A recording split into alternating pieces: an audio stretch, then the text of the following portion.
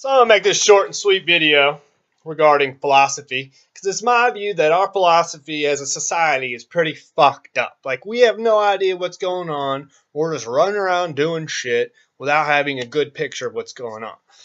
So these pictures come from our philosophical views. You know, the mainstream ideas come largely from either religions or maybe the science. And I think the mainstream views of these are all fucked up.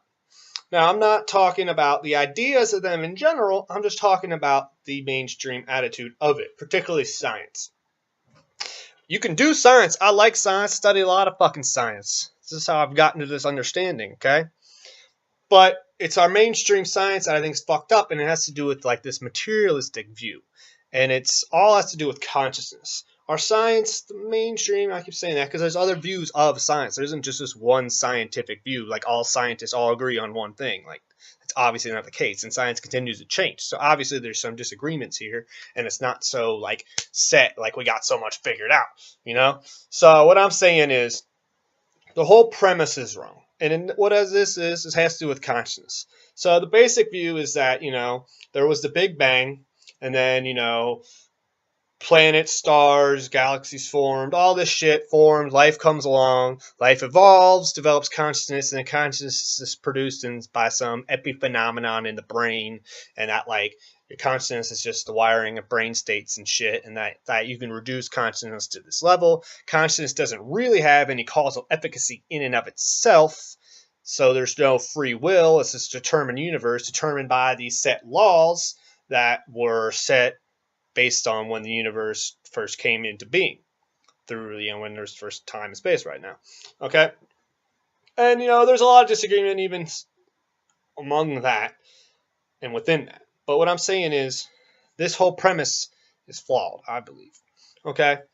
And so part of this, you know, there's this whole idea of the fine-tuned universe or the anthropic principle that has to do with the fact that there's some, like, X amount, you know, maybe like 22 constants, some people say, and that if any one of them were finely adjusted, or, you know, or they're all finely adjusted for the ability for life and consciousness to exist. And if they were changed a little bit, then we wouldn't have existence. And then some people point to this and say, well, that must mean God exists. It's so perfectly tuned and precise that must mean there's some outside force that created it.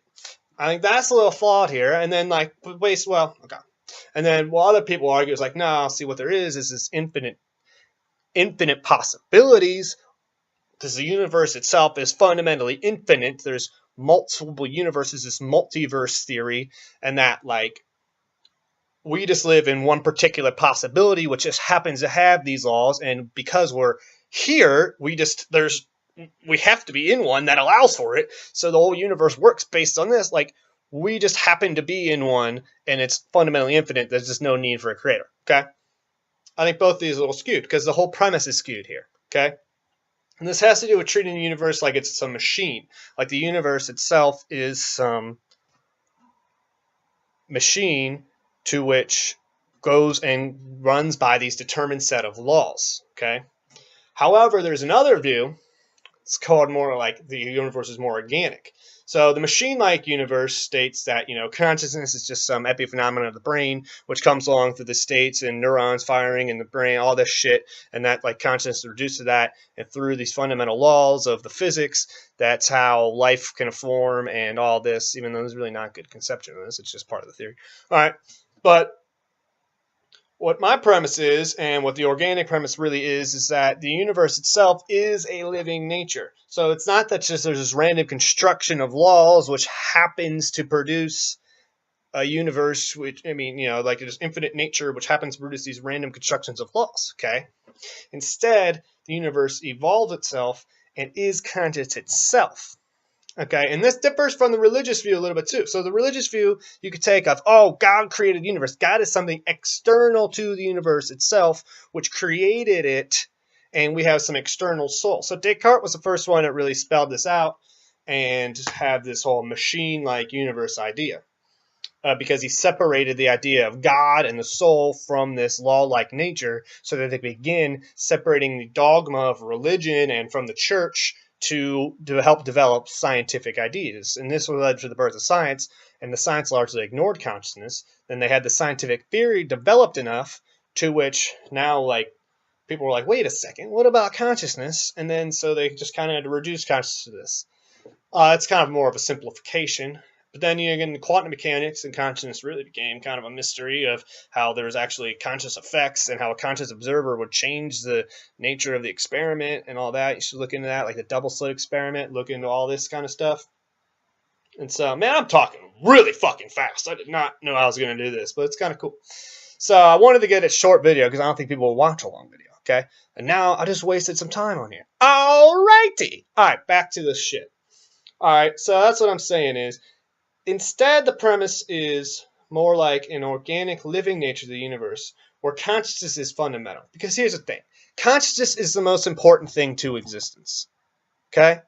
Even if there was some premise that the universe was fundamentally some material existence which then creates consciousness, and consciousness as this like secondary quality and like isn't really real because it's fundamentally material or physical states, and you can reduce it to this reductionism, which I think reductionism is bullshit, but that's actually is the story. It's not a different story, but so that's the point. There is that instead, it's not consciousness is the most important thing to existence because it's the awareness of being that can matter to the universe itself.